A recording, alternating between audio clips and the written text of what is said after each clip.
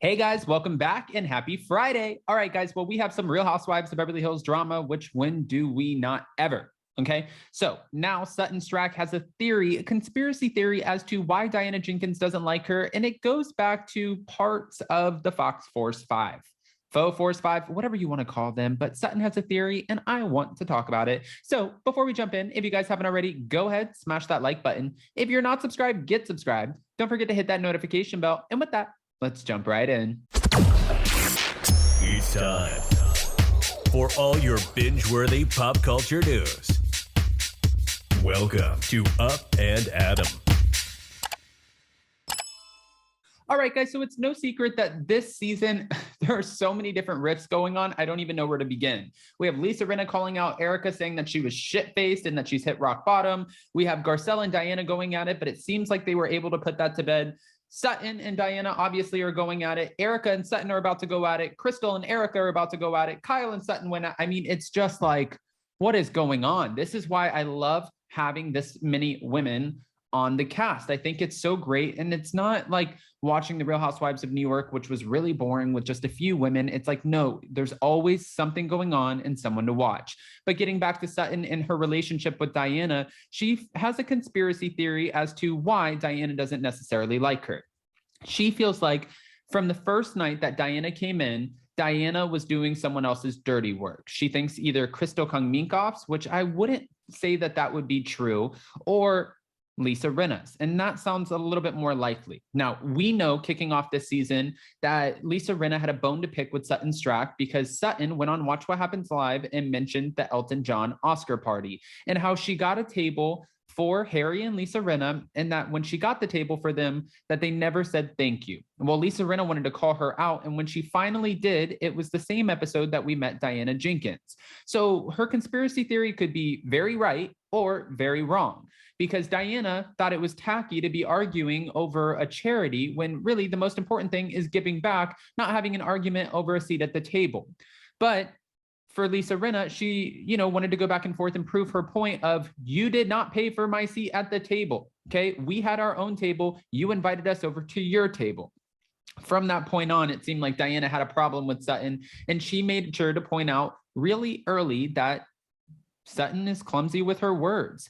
And she, being Sutton, in her mind was wondering, well, if you don't know me, how can you say that I'm clumsy with my words? I don't necessarily understand that. She said it just kind of came off, it didn't make sense to me. And I agree with what she's saying. She's like, yes, I could be a little bit jabby and sometimes I say things, but I would rather say things to your face than via text, where she started to allude to the fact that Diana Jenkins is very passive aggressive.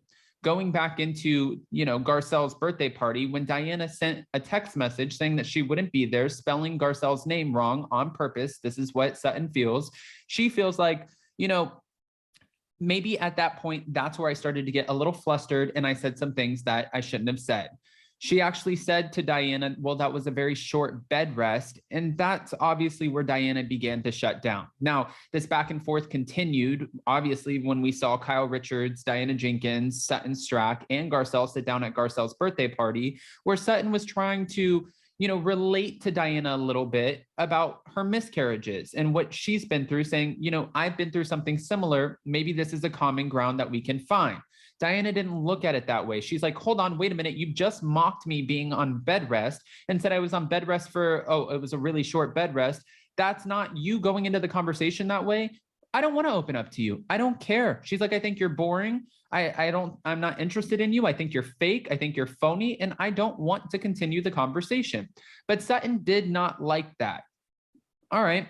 Now, Erika was talking about how when all of this went down, according to Dorit, Kemsley, and Erika, such an abrasive statement likely led to Diana to shut down. And Dorit then noted that Diana had been through a lot very recently and surely had her guard up when it came to Sutton. She said that was below the belt. You don't do that, coming from Erika. Meanwhile, after admitting that she can be a little bit jabby at times, Sutton did say, at least I say it to your face. And she said, even though I said the bed rest comment, it didn't warrant the nuclear response that Diana came back with. She said, I think Diana came into the group wanting to not like me because one of the first times we were all together, she said, I'm clumsy with my words. How do you know that I'm clumsy with my words? Who told you that? And she was suspecting that it was either Lisa Rinna or Crystal Kung-Minkoff. Now, during a segment of the Real Housewives of Beverly Hills after show, Sutton looked back on her decision to open up to Diana about her past miscarriages. And she is explaining the whole miscarriage conversation got real deep and I was being real, like saying, you know what, I'm sorry, I shouldn't have said that. I didn't know your experience because you never shared it. So I'm trying to like work it out with her. That's what I was doing because I've had 2 miscarriages and no, I don't like to talk about that. I wanted to get to know that part of her and tell her, I'm sorry. I really am truly sorry. And I know what it feels like. But Diana was not receptive to that. And she felt like, you know, maybe you're trying to one-up me, but Sutton felt like she was being mocked. It was just one big misunderstanding to which I really feel we've seen this in the past where housewives come in. We're watching it on Real Housewives of Atlanta. Okay, She by Sheree Whitfield has brought in Fatum. Fatum came in so clearly, I mean, it was obvious that she wanted to start something with Drew Sidora. She mocked Drew Sidora's husband, saying that there was a rumor that he was gay. She also said something about how Drew and Ralph have multiple aliases. She also kind of tried to lunge at her at Marlo's getaway. It was obvious that she came in to defend Sheree. So I'm wondering, did Diana come in already knowing things about Lisa Rinna, coming in to defend Lisa Rinna? Or did Diana come in, you know, was there an alliance formed already because she was friends with Lisa Rinna and she knows that Lisa Rinna was upset about what Sutton said. So she's like, okay, this is my friend. I'm obviously going to defend her. I don't even need to get to know you until you fix this. That could be a possibility. I mean, that could be a huge possibility. Now, Erika did say, I feel like Sutton makes everyone else's problems about herself. It's always kind of, well, me too. And that's annoying as fuck. That's what Erika said. And Dorit felt the same, saying it's every time when something dramatic or bad happens to someone and it comes in lieu of any kind of sympathy, and then she gets upset that it's not received. As for Kyle, when she put her hands on Sutton, which was ridiculous and she should not put her hands on anyone, she said, you know, I don't like how I handled the situation that night at all. After many margaritas, it just didn't sit well with me, the timing. I love Sutton. We are genuinely good friends. We talk all the time, but she does tend to turn conversations to be about her. So when Diana was sharing that and she said, oh, I had that too, I was like, not again. Okay, not again. Sutton, are you the target of this season? Well, not for long. Not for long, girl, because, well, yes, actually for long, because Lisa Rinna is about to kick Sutton out of her house. Crystal Kung-Minkoff is about to get lashed out at by Lisa Rinna and Erika Girardi. Seems like there's a target all the way around. So it's not just you, Sutton, but you also signed up for the Real Housewives of Beverly Hills. But I do believe your conspiracy. I think that Lisa Rinna had already planted a seed in Diana's head not to like Sutton. And Diana came in like, I don't care what you say. I'm not going to get on with you. I just don't like you. It is what it is.